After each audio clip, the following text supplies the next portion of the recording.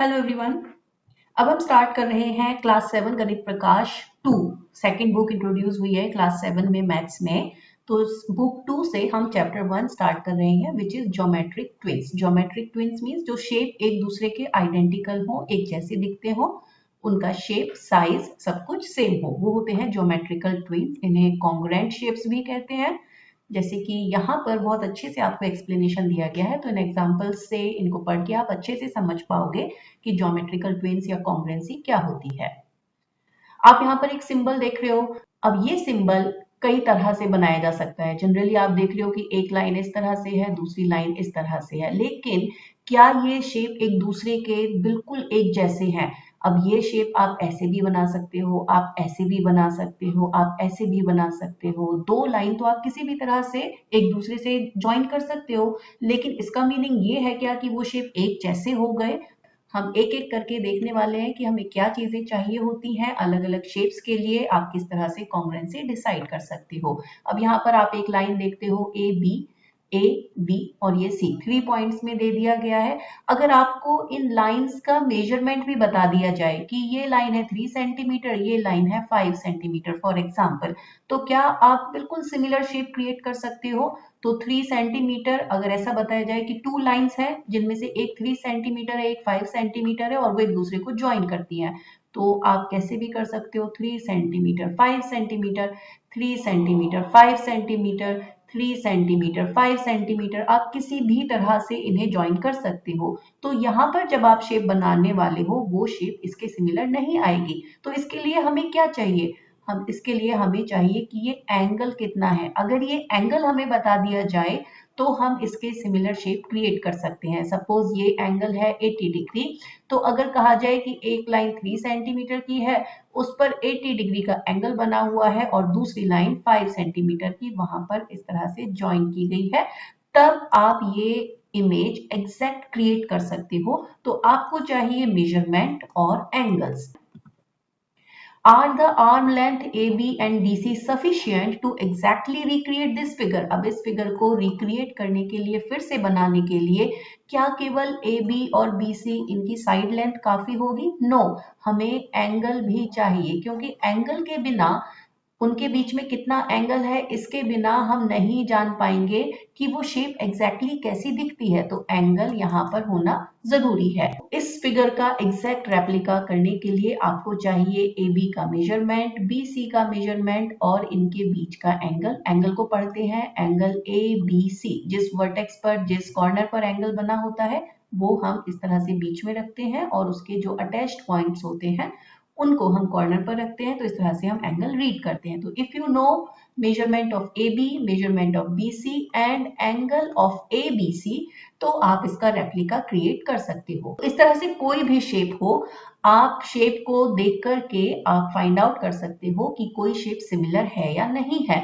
दूसरा क्या टेस्ट है इसके लिए? दूसरा टेस्ट है कि क्या वो शेप एक दूसरे को ओवरलैप कर सकती हैं। ओवरलैप मींस एक दूसरे के ऊपर। सपोज इस तरह से ये एक शेप बनी हुई है और दूसरी शेप इस तरह से बनी हुई है, तो अगर आप इन शेप्स को एक कॉमन पॉइंट्स पर इस तरह से रखो तो ये एक दूसरे के लाइंस को कवर नहीं करती हैं। तो ओवरलैप का मीनिंग है कि ये लाइन एग्जैक्टली इस लाइन को कवर कर ले तो ये ओवरलैप शेप मानी जाएगी। तो अगर शेप्स एक दूसरे को पूरी तरह से कवर कर लेती हैं तो वो ओवरलैप करती हैं, तो वो सिमिलर शेप होती हैं। जैसे कि यहाँ आप देख रहे हो ये 3/4 सर्कल का पार्ट है, ये 3/4 सर्कल का पार्ट है, और अगर आप इनको कट करके इस तरह से इसे कट करोगे तो ये पूरी तरह से इस शेप को ओवरलैप कर लेगा। तो इस तरह से ये सिमिलर शेप हो जाएंगी या कॉन्ग्रुएंट शेप हो जाएंगी। यहाँ पर इस एग्जांपल में आप देखते हो कि ये दो अलग अलग शेप हैं।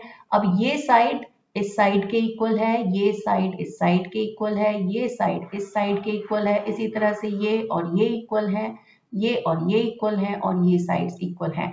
तो साइड्स एक दूसरे के इक्वल हैं, तो और यहाँ पर आप देखते हो कि एंगल भी सेम है, तो ये शेप्स कॉन्ग्रेंट होंगी। लेकिन जब आप देखते हो कि एक शेप तो इस तरह से है और दूसरी शेप है इस तरह से, तो इनको आप रोटेट कर सकते हो। आप इसको घुमा करके इस साइड को ऊपर ले जाओ, इस साइड को नीचे ले जाओ, आप जैसे चाहे कर सकते हो। ये शेप एक दूसरे को ओवरलैप कर सकती हैं। जैसे यहाँ पर ये सर्कल है, तो सर्कल को सेमी सर्कल में डिवाइड कर दिया गया है, this is circle 1, this is circle 2। लेकिन अगर आप सर्कल 2 की इस साइड को इसके ऊपर रख दोगे तो ये पूरी तरह से ओवरलैप करेंगे, तो ये सिमिलर शेप्स हो जाएंगी। तो इसी के लिए यहाँ पर वर्ड यूज किया गया है कॉन्ग्रेंट। कॉन्ग्रेंट का मीनिंग है same size same shape, that means measurement भी सेम है और एंगल भी सेम है, क्योंकि एंगल से ही डिसाइड होता है कि उसकी शेप क्या होगी। If it is known that both symbols have the same arm length, can it be concluded that the two symbols are congruent? अगर आपको ये बताया जाए कि जो सिंबल हैं दोनों उनके आर्म लेंथ सेम है, तो क्या केवल इसी से आप बता सकते हो कि वो कॉन्ग्रेंट होंगे या नहीं? नो, ऐसा नहीं होगा, हमें एंगल भी चाहिए। अब ये फिगर इट आउट एक्सरसाइज है, इसे आपको और अच्छे से समझ में आएगा। यहाँ पर फर्स्ट क्वेश्चन है check if the two figures are congruent, क्या ये फिगर कॉन्ग्रेंट है? तो इसके लिए आपको क्या करना है, आपको मेजरमेंट दे देना है ए बी सी, इसको कर दो डी ई एंड एफ। अब देखो आप देख सकते हो यहाँ पर कि ये वाला एंगल और ये एंगल, तो angle D E F, angle D E F is not equal to angle A B C. तो जब ये एंगल इक्वल नहीं है तो ये शेप कॉन्ग्रेंट नहीं होंगी, तो it is not congruent. B पर आते हैं, circle the parts that appear congruent, क्या ये शेप्स यहाँ पर कुछ ऐसे हैं जो कॉन्ग्रेंट दिखते हैं? तो देखो ये पैटर्न्स दिखाए गए हैं, या इनको आप टीयर ड्रॉप कह सकते हो, ये कॉन्ग्रेंट है क्योंकि ये शेप एक दूसरे को ओवरलैप कर लेंगे। ये क्लाउड है, क्लाउड आपको देखने में लग रहा होगा कि ये सिमिलर है, एक जैसे हैं, लेकिन आप देखोगे कि एक शेप छोटा है और एक शेप बड़ा है, तो साइज तो सेम नहीं है, देखने में भले ही एक जैसे लगते हैं, तो ये कॉन्ग्रेंट नहीं है। सिमिलरली ये stars they are not congruent, और ये पेटल्स हैं यहाँ पर, ये पेटल्स ये कॉन्ग्रेंट है क्योंकि इनका शेप और इनका साइज सब कॉन्ग्रेंट है। इनको डायरेक्शन अगर आप चेंज कर दोगे, अगर आप इस वाले की डायरेक्शन चेंज करोगे तो इसे आप इस तरह से सिमिलर वे में रख सकते हो, तो दीज आर कॉन्ग्रेंट। तो first and fourth are congruent, second and third are not congruent. Third question is, what measurement would you take to create a figure congruent to a given circle? अगर circle के congruent आपको shape create करनी हो तो आपको क्या चाहिए? अब देखो सर्कल जब आप बनाते हो तो आपको चाहिए होती है रेडियस, तो अगर आपको रेडियस पता है तो आप उसका कॉन्ग्रेंट सर्कल क्रिएट कर सकते हो। रेक्टेंगल, अब रेक्टेंगल के लिए क्या चाहिए? रेक्टेंगल इस तरह से होता है, तो रेक्टेंगल का अगर साइड लेंथ हमको पता है तो हम उसके सेम सिमिलर रेक्टेंगल क्रिएट कर सकते हैं। हम यहाँ पर एंगल क्यों नहीं कह रहे हैं? क्योंकि रेक्टेंगल का मीनिंग है कि उसमें 490 डिग्री के एंगल हैं, तो इसीलिए एंगल को अलग से स्पेसिफाई करने की जरूरत नहीं है। रेक्टेंगल का मीनिंग है कि उसमें 4 एंगल्स हैं 90 डिग्री के, तो यहाँ पर इंपॉर्टेंट क्या है कि उसके साइड लेंथ्स क्या है, तो रेक्टेंगल के लिए हमें चाहिए साइड लेंथ्स। अब साइड लेंथ नहीं लिख सकते, साइड लेंथ मीनिंग एक साइड, साइड लेंथ मींस एक से ज्यादा उसके डिफरेंट मेजरमेंट के साइड्स होंगे, तो side lengths. Using this state how would you check if two circles are congruent? तो अगर आपको दो सर्कल दे दिए जाएं तो वो सर्कल कॉन्ग्रेंट है या नहीं, ये आप कैसे करोगे? तो if radius is same then they are congruent. और रेक्टेंगल के केस में क्या होगा? साइड लेंथ और adjacent sides should be same. Let's come to question number 4. How would we check if two figures like the one below are congruent? अगर हमें इसके similar congruent shape हमको identify करना है, similar meaning similar एक generic word है, congruency के लिए हम general language में बोल देते हैं कि इसके similar है या नहीं, otherwise congruent एक mathematical word है। तो इसके congruent shape के लिए हमें क्या चाहिए? तो अगर हम इसको name दे दें A, B, C और ये बीच में D point है, तो इसकी कॉन्ग्रेंसी चेक करने के लिए हमें मेजरमेंट्स चाहिए, measurements of AD, measurements of BD, measurement of BC, ये सारे मेजरमेंट चाहिए। इसके अलावा हमें ये एक एंगल पता होना चाहिए, एंगल ADC। अगर ये एंगल हमें पता हो तो हम कॉन्ग्रेंसी चेक कर सकते हैं। तो आप अपने ज्योमेट्री टूल बॉक्स से परपेंडिकुलर लेकर के ये मेजर कर सकते हो कि ये एंगल कितना है, और सिमिलरली आप यहाँ पर ये एंगल्स चेक कर सकते हो कि इनमें से कौन सा एंगल सिमिलर है और मेजरमेंट कौन से सिमिलर है। तो सारे मेजरमेंट इक्वल होने चाहिए और एंगल्स भी इक्वल होने चाहिए। ट्राइंगल्स पर आते हैं, कॉन्ग्रुएंसी ऑफ ट्राइंगल्स। ट्राइंगल्स में 3 साइड्स होती हैं, ए बी सी, 3 कॉर्नर अगर हम यहाँ पर माने। और अब देखो ट्राइंगल में 3 कॉर्नर्स होते हैं, 3 एंगल्स होते हैं। ये एबीसी 3 पॉइंट्स हैं और 3 ही उसमें एंगल्स हैं। तो क्या हमें ये सारे 6 के 6 मेजरमेंट पता होने चाहिए कि ये साइड भी पता हो, ये साइड भी पता हो, ये साइड भी पता हो और ये एंगल भी पता हो, तभी हम फाइंड आउट कर सकते हैं कि ट्राइंगल कॉन्ग्रुएंट है या नहीं? तो ऐसा नहीं है। ट्राइंगल के लिए अलग अलग केसेस हैं। फॉर एग्जाम्पल, एक ट्राइंगल इस तरह से है, let's say this is A B C. तो ट्राइंगल के लिए रूल है कि S S S, that means all 3 sides. या तो आपको ऑल 3 साइड्स पता हो तो आप फाइंड आउट कर सकते हो कि शेप्स कॉन्ग्रुएंट है या नहीं, या फिर आपको 2 साइड्स और एक एंगल पता हो। S S means 2 sides and A is 1 angle. तो या आपको 2 साइड्स और 1 एंगल पता हो तो आप चेक कर सकते हो कि ट्राइंगल कॉन्ग्रुएंट होगा या नहीं, या फिर आपको 2 एंगल्स और 1 साइड पता हो। तो 2 एंगल्स एंड 1 साइड, इससे भी आप फाइंड आउट कर सकते हो कि ये कॉन्ग्रुएंट है या नहीं। Can certain measurements of the triangle be used for this? क्या हम ट्राइंगल के मेजरमेंट से फाइंड आउट कर सकते हैं कि ट्राइंगल कॉन्ग्रुएंट है या नहीं? Using a measuring tape, the grid measures the side of the triangle to be 40 cm, 60 cm and 80 cm. एक ट्राइंगल है जिसमें एक साइड है 40 सेंटीमीटर, एक है 60 सेंटीमीटर और एक है 80 सेंटीमीटर। ये 3 मेजरमेंट दिए गए हैं। Then Rabia takes out her protractor to measure the angle. Rabia ने जो भी यहाँ पर ट्राइंगल बना है, let's say this is A B C, this is 40, this is 60 and this is 80, ये मेजरमेंट है। राबिया को 3 साइड्स पता है और उसने वो एंगल मेजर करना चाहती है। She is stopped by Meera. Meera ने बोला है नहीं, the angles of the triangle are not required. यहाँ पर आपको ट्राइंगल के एंगल की जरूरत नहीं है। With the side lengths we have measured we can create a triangle congruent to this one. हम केवल साइड्स से ही ये कर सकते हैं। तो क्या मीरा ठीक कहती है? यस, क्योंकि ट्राइंगल की कॉन्ग्रुएंसी कैसे चेक कर सकते हैं?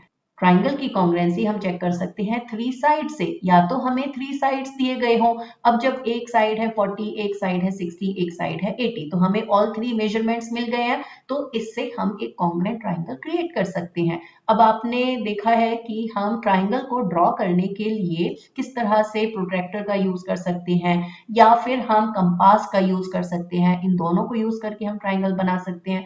तो अब इस केस में जब हमारे पास केवल 3 साइड्स हैं, हम कैसे ट्राइंगल क्रिएट कर सकते हैं?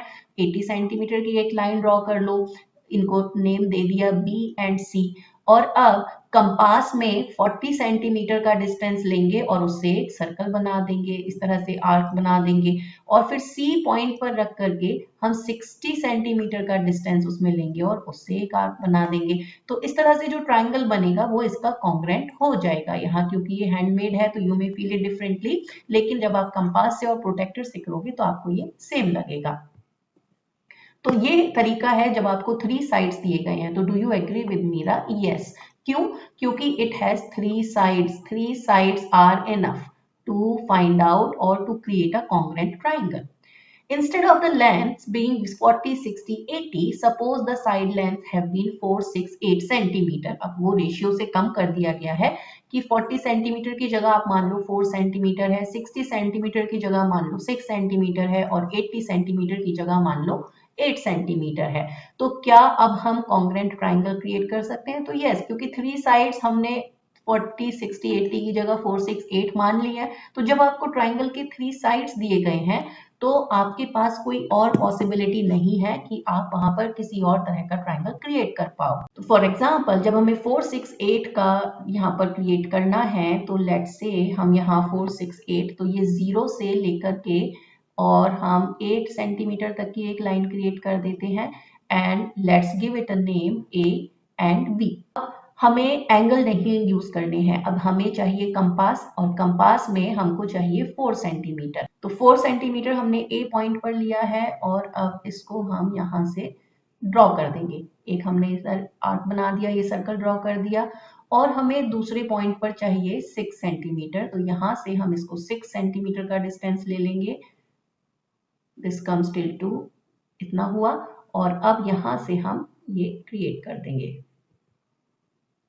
तो ये हमें थर्ड पॉइंट मिल गया है। अब आप लाइन ड्रॉ कर सकते हो, ए बी सी, इस तरह से लाइन ड्रॉ कर सकते हो। तो अब जो आपने ट्राइंगल क्रिएट किया है, अब जो भी मेजरमेंट आपने माने हैं, उसमें एक साइड होना है 8 सेंटीमीटर का, सो दिस इज 8 सेंटीमीटर। एक साइड होना है 4 सेंटीमीटर का, यह है 4 सेंटीमीटर, और एक साइड होना है 6 सेंटीमीटर का। तो इस ट्राइंगल का इसके अलावा यहाँ पर कोई और एंगल कॉम्बिनेशन नहीं हो सकता। आप इसे कंपास से ही ड्रॉ कर पाओगे। तो ये सिमिलर ट्राइंगल आप केवल 3 साइड्स के मेजरमेंट से ड्रॉ कर सकते हो। Next is this information sufficient to replicate the triangle with the same size and shape? क्या ये इंफॉर्मेशन जो 3 साइड्स का इंफॉर्मेशन है, क्या ये इनफ है? Yes. If yes, can you do so? अगर हाँ, तो क्या आप कर सकते हो? तो ये अभी हमने यहाँ पर बना के देखा कि किस तरह से हम एक ट्राइंगल को रेप्लिकेट कर सकते हैं जिसके मेजरमेंट है 4 centimetre, 6 centimetre and 8 centimetre. So this is possible with 3 sides given. Rabia says, if I were to construct this triangle, अगर मुझे ये triangle construct करना है, I would first draw a line segment having one of the given lengths. मैं एक जो हमें measurement दिए गए हैं 4, 6, 8 सेंटीमीटर के, उनमें से कोई एक measurement लेकर के लाइन ड्रॉ कर लूंगी। तो उसने ये 6 सेंटीमीटर की लाइन ड्रॉ की है, उसके बाद उसने 4 सेंटीमीटर का एक सर्कल ड्रॉ कर दिया है, और फिर एक 8 सेंटीमीटर का सर्कल ड्रॉ कर दिया है जो E पॉइंट पर, और F पॉइंट पर, क्योंकि सर्कल उसने कंप्लीट किया है तो 2 पॉइंट्स पर कट करता है, तो 2 पॉइंट्स पर कट करते हैं। तो ये जो ट्राइंगल 1 और ट्राइंगल 2 बने, ये कॉन्ग्रुएंट ट्राइंगल है। Rabia says, do these two triangle have the same shape and size? क्या ये सेम शेप और साइज के हैं? यस। तो देखो ये ट्राइंगल इस तरह से बने हैं, यहाँ पर B पॉइंट है, A पॉइंट है, इधर F पॉइंट है, इधर E पॉइंट है। इस तरह से ये ट्राइंगल बने हैं। This is 6, this is 4, this is 8, तो ये भी 8 ही है और ये 4 है। तो क्या ये सेम शेप और साइज के हैं? यस, ये सेम शेप और साइज के हैं। क्यों? क्योंकि आप देख सकते हो कि ये वाली लाइन EB ये इक्वल है FB के, ये लाइंस इक्वल है। EA ये इक्वल है FA के, और AB तो दोनों ट्राइंगल्स में कॉमन है, तो AB यहाँ पर कॉमन लाइन है। तो that means all 3 sides are same measurement, तो इसीलिए ये कॉन्ग्रुएंट ट्राइंगल होंगे। ये हम 3 मेजरमेंट से रेप्लिकेट कर सकते हैं। Now next is examine whether triangle ABE and triangle ABF are congruent. अब देखो ट्राइंगल ABE इस तरह से बना है, ये है A, ये है B और ये है E, और ये साइड है 8 centimetre, this is 6, this is 4, और F इस साइड बना है, ये भी 4 है और 6 इनमें कॉमन है, और ये भी 8 है। इस तरह से ये ट्राइंगल बने हैं। अब हमें इनकी कॉन्ग्रुएंसी डिफाइन करनी है। तो कॉन्ग्रुएंसी हम ऑलरेडी बता चुके हैं कि ये साइड इसके इक्वल है, ये साइड इसके इक्वल है, और ये कॉमन साइड है, तो ये कॉन्ग्रुएंट ट्राइंगल होंगे। If two triangles have the same side lengths then they are congruent. अगर टू ट्राइंगल्स के 3 साइड्स इक्वल हैं, side side side, they are equal, they are congruent triangle. Conventions to express congruence, congruence को हम किस तरह से express करते हैं? अब देखो two triangles are given here जो कॉन्ग्रुएंट है। एक ट्राइंगल है ABC और एक ट्राइंगल है XYZ। ये दोनों ट्राइंगल कॉन्ग्रुएंट यहाँ पर हैं। How can these two triangles be super imposed? क्या ये ट्राइंगल, अभी हमने पढ़ा था कॉन्ग्रुएंसी क्या है, जब इमेज एक दूसरे को ओवरलैप कर ले, एक इमेज दूसरी इमेज को पूरी तरह से ढक ले, तो क्या ये ट्राइंगल एक दूसरे को सुपर इम्पोज कर सकते हैं? तो yes, they can do it. कैसे कर सकते हैं? तो यहाँ पर आप देखो AC ये वाली साइड XZ इसके इक्वल है, तो अगर हम इसे इस तरह से घुमा दें कि X आ जाए नीचे की तरफ और Z आ जाए ऊपर की तरफ, ऐसे हो जाए, तो अब ये ट्राइंगल सुपर इम्पोज किए जा सकते हैं। यहाँ पर Y किया जा सकता है और ये YZ, इस तरह से अगर आप इन्हें कर दोगे तो अब ये सुपर इम्पोज हो जाएंगे। तो X को आप इस तरफ रोटेट कर दो तो बाकी ट्राइंगल अपने आप सेटल हो जाता है। अब XYZ और ABC ये कॉन्ग्रुएंस दिख भी रहे हैं, तो आपको इन्हें घुमाना पड़ सकता है क्लॉकवाइज या anti clockwise.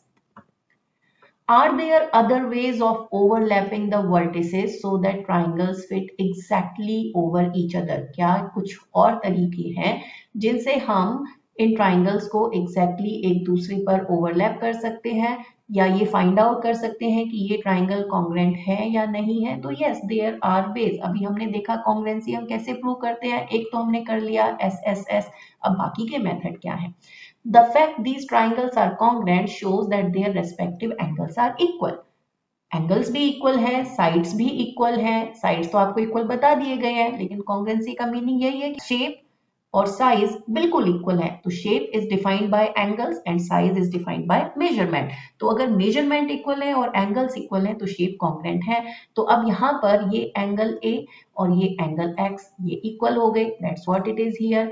Angle B and angle Y ये equal हो गए, that's what it is here, and angle C and angle Z ये equal हो गए। तो that means all three angles are equal. तो that means two triangles are congruent if there are corresponding vertices, sides and angle which fit exactly over each other when the triangles are made overlap. तो अगर आप triangles को rotate करते हो, अगर उनके sides exactly हैं इक्वल और एंगल्स एग्जैक्टली इक्वल हैं तो वो ओवरलैप करेंगे, वो कॉन्ग्रुएंट ट्राइंगल्स हैं। अब देखो ये ट्राइंगल्स कॉन्ग्रुएंट हैं, ये हमें पता है, लेकिन हम इसको बिना ड्रॉ किए हुए कैसे बता सकते हैं कि ये ट्राइंगल्स कॉन्ग्रुएंट है या नहीं, या इनको लिखने का ऑर्डर क्या है? तो इनको लिखने का ऑर्डर वही होगा जिस तरह से ये ओवरलैप करेंगे। अब अगर आप लिखते हो ABC, triangle ABC, that means पहले आपने ये वाली साइड लिखी है AB, फिर आपने BC ये वाली साइड लिखी है, तो बिल्कुल इसी तरह से आपको ये सेकंड ट्राइंगल भी दिखाना होगा। अब सेकंड ट्राइंगल को पहले आप रोटेट करोगे, आपको रोटेट करना पड़ेगा। तो यहाँ पर X है, यहाँ पर Y है, यहाँ पर Z है, इस तरह से है।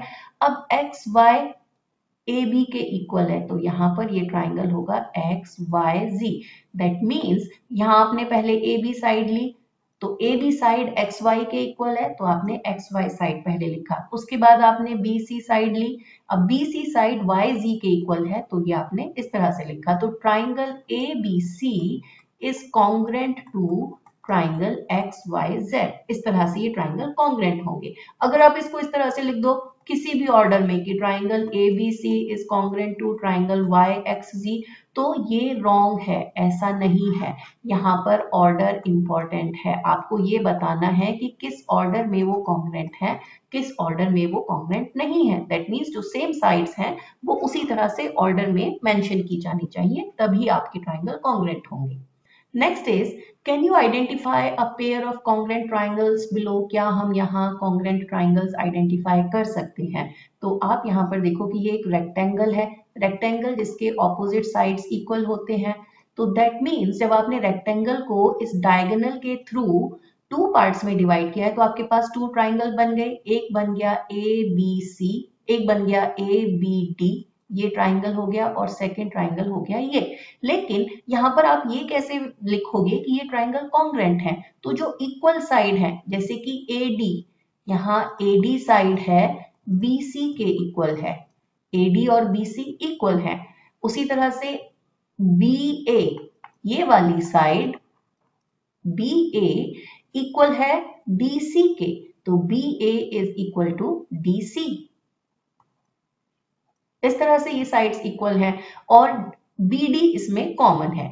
तो अब आप इस ट्राइंगल को लिख सकते हो किस तरह से कि हमने यहाँ से A और D इसको लिया, दैट मीन्स ट्राइंगल ADB, और यहां से हम लेंगे कौन सी साइड को लेंगे? हमने लिया ADB। तो अब हमें इसी तरह से लेना है कि ये वाली साइड आ जाए क्योंकि ये इसके इक्वल है, और ये हमने DB को लिया है, दैट मीन्स इस साइड को लिया है। तो जो दूसरा ट्राइंगल होगा वो भी हम उसी तरह से लेंगे। दैट मीन्स अगर हमने यहाँ इस तरह से लिया है तो यहाँ हम इस तरह से लेंगे, हम यहाँ पर दूसरी साइड से आएंगे। तो triangle ADB is congruent to triangle CBD, क्योंकि AD BC या CB के इक्वल है और DB कॉमन है, तो DB और BD सेम है। तो इस ऑर्डर में आप इन्हें लिख सकते हो। और यहाँ पे अक्सर स्टूडेंट्स कंफ्यूज हो जाते हैं। If the remaining sides of triangle ABD and CDB have the same length then the SSS condition is satisfied. अगर बाकी साइड सेम है इन ट्राइंगल के तो दैट मीन्स ये जो थ्री साइड्स सिमिलर है, थ्री साइड सेम साइज है, वो कंडीशन हो जाएगी। तो इज दिस द केस? यहाँ पर यही केस है कि 3 साइड्स एक दूसरे के इक्वल हैं। ये वाली साइड इसके इक्वल है, ये वाली साइड इसके इक्वल है और थर्ड साइड कॉमन है, तो ये दोनों में इक्वल है, तो इसीलिए कॉन्ग्रुएंसी शो की जा सकती है। अब देखो ट्राइंगल ABD कैसे था, ABD ये इस तरह से दिखाया गया है, और ट्राइंगल CDB कैसे दिखाया गया है, ट्राइंगल CDB है, C इधर है, D और B ये इस तरह से दिखाया गया है। अब इसमें AD एंड BC ये इक्वल है, BD एंड DB ये इक्वल है, एंड AB एंड DC ये इक्वल है। अब अगर हम यहाँ पर लिखें कि A जो ये वाली साइड है और C, A के कॉरेस्पॉन्डिंग यहाँ पर C हो गया, B के कॉरेस्पॉन्डिंग यहाँ पर B हो गया और D के कॉरेस्पॉन्डिंग यहाँ पर D हो गया, तो क्या ये सही ऑर्डर होगा? तो दैट मीन्स आप लिख रहे हो ट्राइंगल ABD। ट्राइंगल ABD का मतलब हो गया कि आपने AB ये साइड ली है और ये साइड ली है, ये हुआ ट्राइंगल ABD, इस ऑर्डर में आया। लेकिन जब आप लिखते हो ट्राइंगल CDB तो दैट मीन्स आपने ये वाली साइड ली है, C यहाँ है, D यहाँ है, CD एंड B यहाँ है, तो क्या AB और DC CD इक्वल है? यस, ये इक्वल है, तो triangle ABD will be congruent to triangle CDB। ये आप क्वेश्चंस करोगे तो उसमें आपको और अच्छे से समझ में आएगा। Verify this by superimposing paper cutouts of the triangle obtained from the rectangle ABCD। ये रेक्टेंगल के पार्ट्स हैं ABC, अब ये पॉइंट BD है और ये पॉइंट BD है, हमने उसको कट कर दिया है डायगोनल से। तो इस रेक्टेंगल में आप जब ओवरलैप करोगे तो आप कैसे करोगे?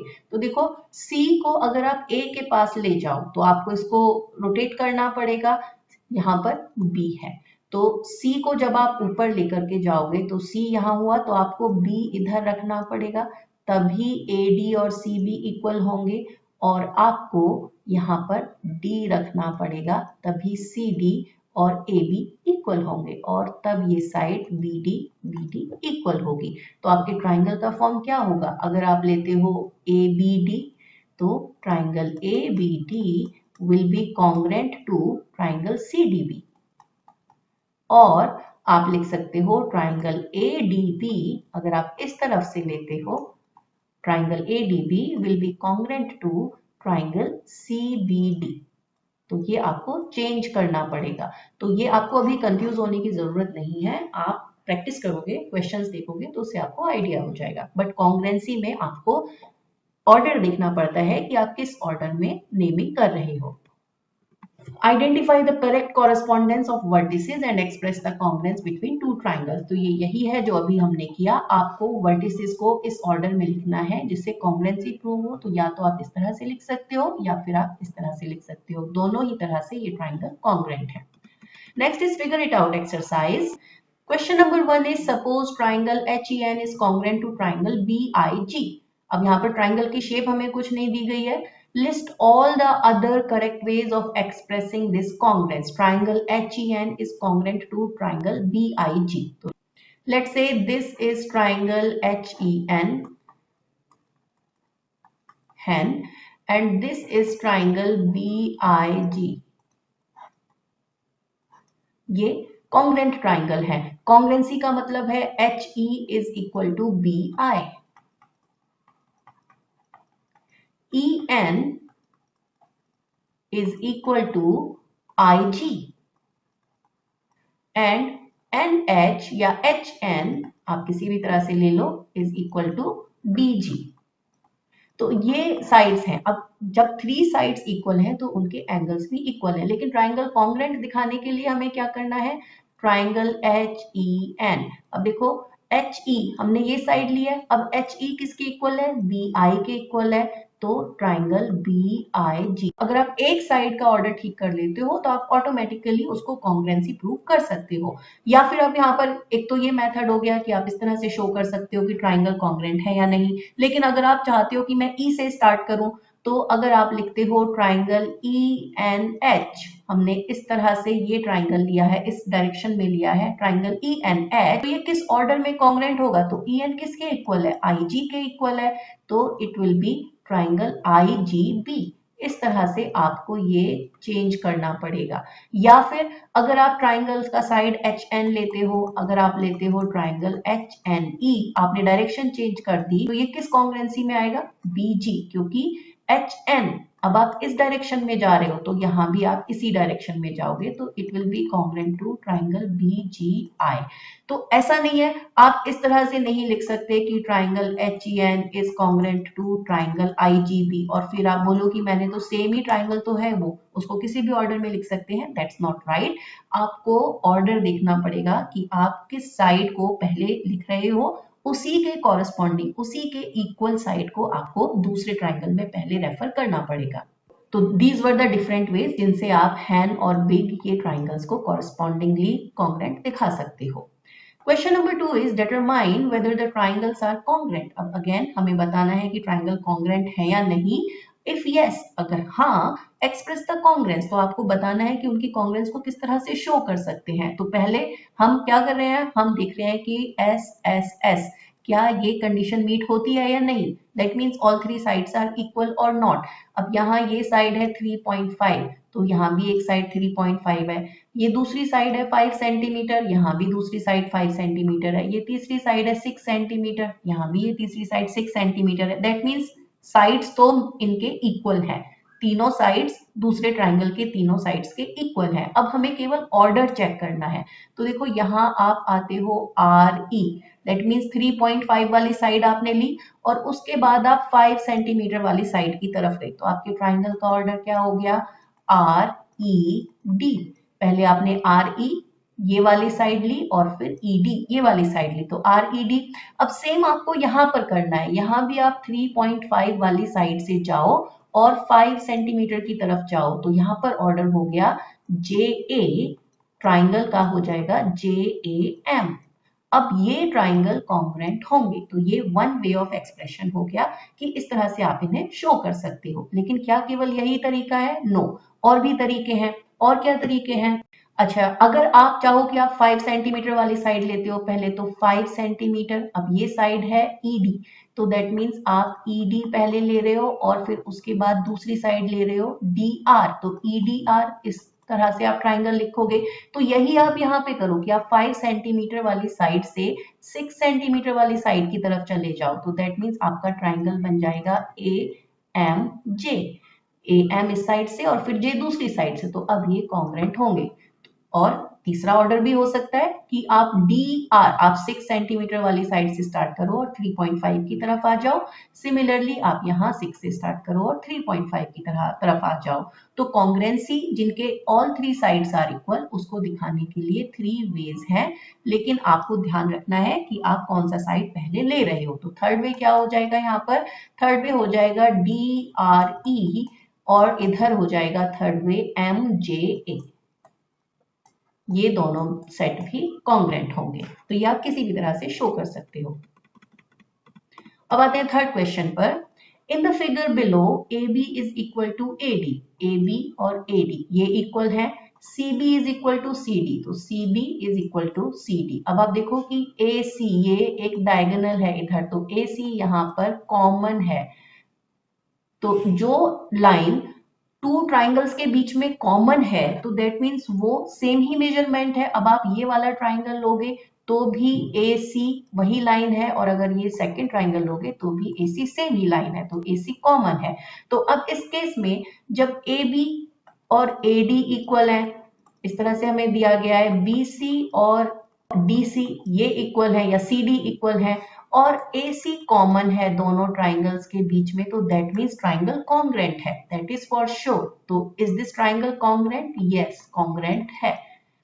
इफ यस, अगर हाँ, explain why they are congruent. अब ये कॉन्ग्रुएंट क्यों है, क्योंकि SSS all three sides are equal, तो SSS फॉर्मूला से ये ट्राइंगल ये कॉन्ग्रुएंट है, तो triangle is congruent because SSS। Now does AC divide angle BAD and BCD into two equal parts. क्या AC यहाँ पर इस एंगल को और इस एंगल को इक्वल पार्ट्स में डिवाइड करती है, यस ये हमने पढ़ा है शेप्स में। अब ये शेप काइट शेप है, क्योंकि काइट शेप है तो काइट शेप में इसी तरह से जो डायगोनल लाइन होती है वो इन एंगल को डिवाइड करती है, तो yes because ABCD is a kite shape और काइट शेप की ये प्रॉपर्टी होती है कि ये एंगल्स को इस तरह से डायगोनल लाइन डिवाइड करती है। Now let's come to question number 4। In the figure below triangle DFE, अब DF और E ये इस तरह से है DFE एंड ट्राइंगल GED, अब ये GE इस तरफ से जा रहा है और ED इस तरफ से जा रहा है, are congruent to each other. तो क्या हम ये कह सकते हैं कि ये ट्राइंगल कॉन्ग्रेंट है एक दूसरे के? तो देखो आपने यहाँ पर तो DE से स्टार्ट किया है, तो दूसरे ट्राइंगल में आपको DG से स्टार्ट करना चाहिए था, लेकिन आपने ऐसा नहीं किया, तो triangle DFE is not congruent to triangle GED, ऐसा नहीं है। It is given that DF is equal to DG, अब DF DG के इक्वल है एंड FE GE के इक्वल है, ये इक्वल है, और DE इनमें कॉमन है, ये कॉमन लाइन है, तो यहाँ पर ये कॉन्ग्रेंट नहीं होगा, इसका ऑर्डर करेक्ट नहीं है। कॉन्ग्रेंसी क्या होगी? कॉन्ग्रेंसी होगी अगर हम लिखते हैं ट्राइंगल DFE, तो जिस तरह से यहाँ हम इस ऑर्डर में जा रहे हैं तो हमें यहाँ भी इसी ऑर्डर में जाना होगा, तो हमें लिखना होगा ट्राइंगल DGE, तब ये ट्राइंगल कॉन्ग्रेंट होगा। This is right, this is not right, they are not congruent. अब सेम ही ट्राइंगल है, लेकिन उसको आप किस तरह से नेमिंग कर रहे हो, किस तरह से आप उसके नेम वर्टेक्स को ऑर्डर कर रहे हो, ये डिपेंड करता है कि ट्राइंगल कॉन्ग्रेंट होगा या नहीं होगा।